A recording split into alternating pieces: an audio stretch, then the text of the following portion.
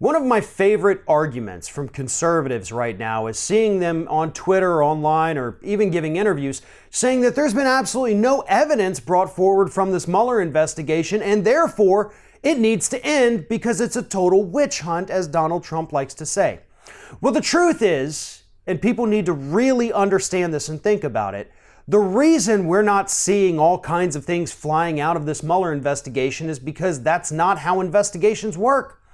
Take, for example, earlier this week when we learned that AT&T, Novartis, and a couple other companies were paying hundreds of thousands and in some case millions of dollars to Donald Trump's attorney Michael Cohen through shell companies in order to gain access to the President of the United States. We learned about that stuff on Tuesday evening, May 2018. Do you know when Robert Mueller knew about that? At least as early as November 2017, because as AT&T reported on Wednesday, they already handed all of that information over about their payments to Cohen to Robert Mueller in November and December of 2017. Had this story not broken this week because of Michael Avenatti, Stormy Daniels' lawyer, we wouldn't have known that Robert Mueller, the special prosecutor, and his office had this information or that they were pursuing it in any way. He's already interviewed Viktor Vekselberg, the Russian oligarch who gave $400,000 to Michael Cohen. He knew about this stuff long before anybody else did. So the next time you hear a Republican tell you that this investigation hasn't given us anything, just say, you're absolutely right. Because that's not how investigations work. They don't just leak information. They don't hold a press conference every single time they get a piece of evidence against somebody in this administration. It's all going to be in the final report and hopefully in the final indictments.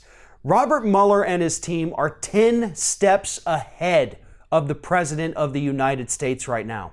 And that's likely why Donald Trump is freaking out. We have seen him this week on Twitter freaking out about this investigation more so than usual, talking about the witch hunt, talking about no collusion, trying to distract people, telling us the news is fake all about all this stuff, even though it's been confirmed by literally everyone involved in it.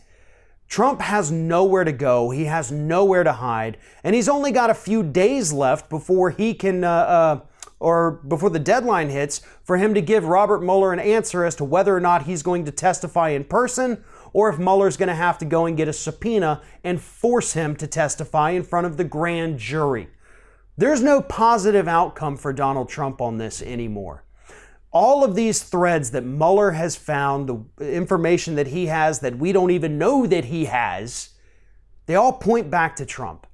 We got his lawyer, we've got his kids involved, we got his son-in-law involved, we've got other members of his campaign, his closest confidants.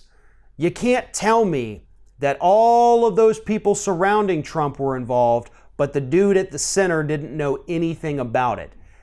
That's a kind of deniability that I'm just not going to buy into because that would make absolutely zero sense. Mueller knows what he's doing, the team knows what they're doing, and even if he fires Mueller, which would create a constitutional crisis, it's not going to put an end to this investigation. As I said, there is no good outcome for this anymore with regards to Donald Trump. And I think at this point, based on his freakouts, even he is starting to understand that.